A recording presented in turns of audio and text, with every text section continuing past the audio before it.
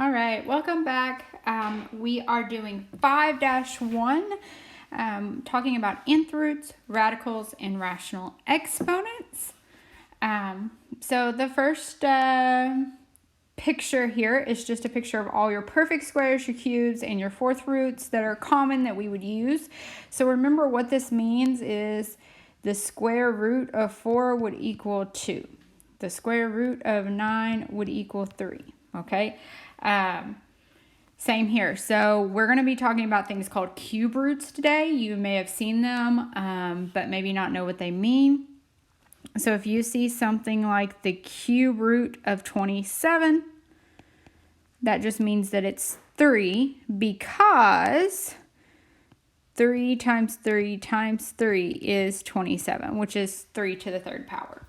So the better you know this, the easier this unit will be. You can always reference this as for your practice work and any at-home work. So, like, do you have to memorize it? No. But is it going to make your life easier if you kind of already know these? Yes, absolutely. So I will always encourage that. All right, so let's dive right in. Remember that these are from your book. Your workbook you can pick up from school. This is page 218. If you do not have a workbook, just follow along on a piece of paper. All right, so we want to make sure that we know our vocabulary. This symbol is called a radical symbol, so make sure to draw it, make sure to know what it is.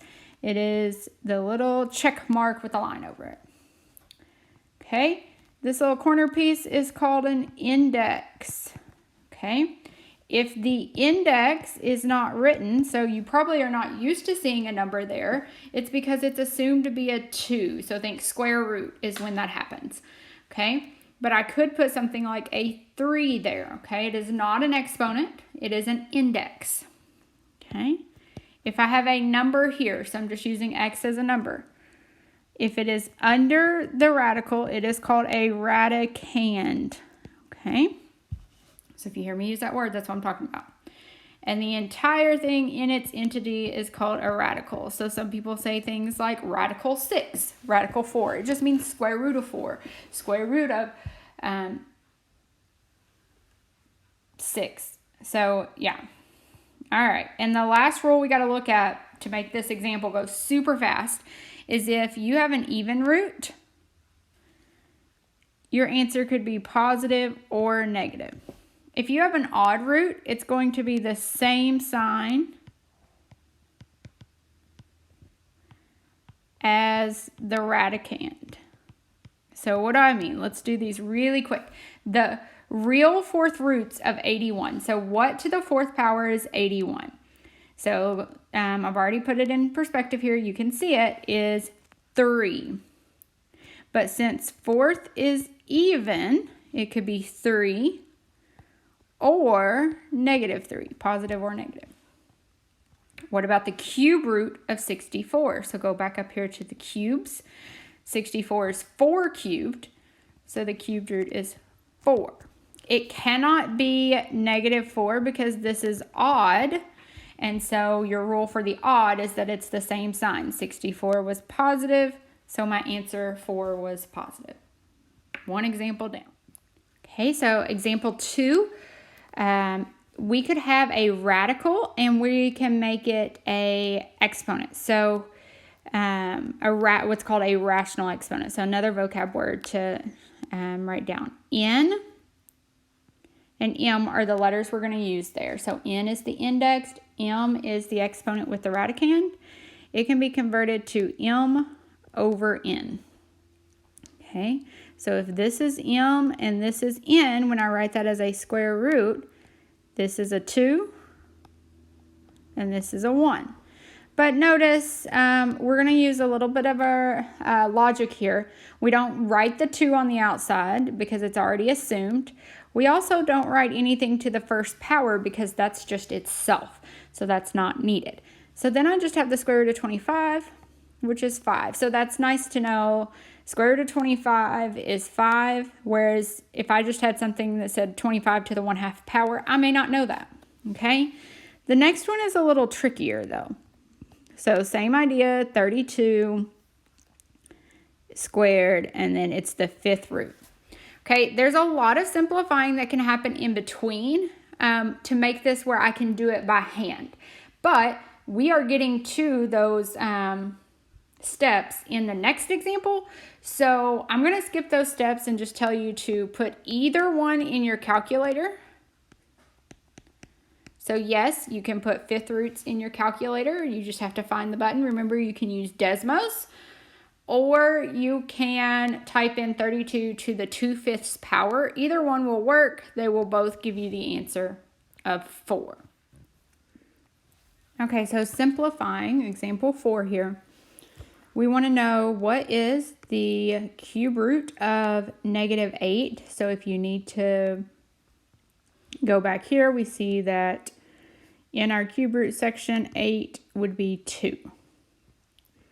So scroll back down. Remember, since it is odd, it's going to be -2. Okay. And then the variables may be what is new to you. So for a variable, it's pretty easy. I've got it written over here, so maybe you pause the video and write it down in your notes as well, would be a good idea.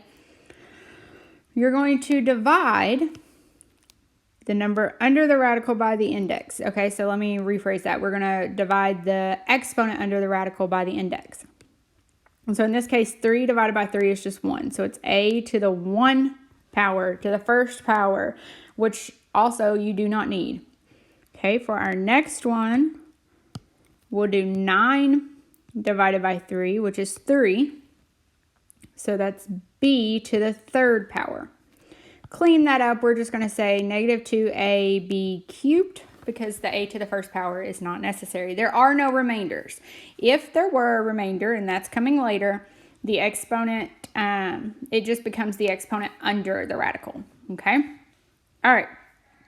So for this one, we are solving for x. These are really basic, really simple. Later on, we're actually going to solve more difficult ones. But for the first section, we are just easing in. So first thing I would want to do is divide by 5, right? So, because I'm trying to get x by itself. So I'm going to get x cubed by itself first. So then I get x cubed equals 64. Okay. Cube roots and cubes undo each other, so that means that I would cube root both sides to get rid of the cubed and just get x by itself. Well, the cube root of 64, again, I can scroll to the top here. The cube root of 64 would be 4.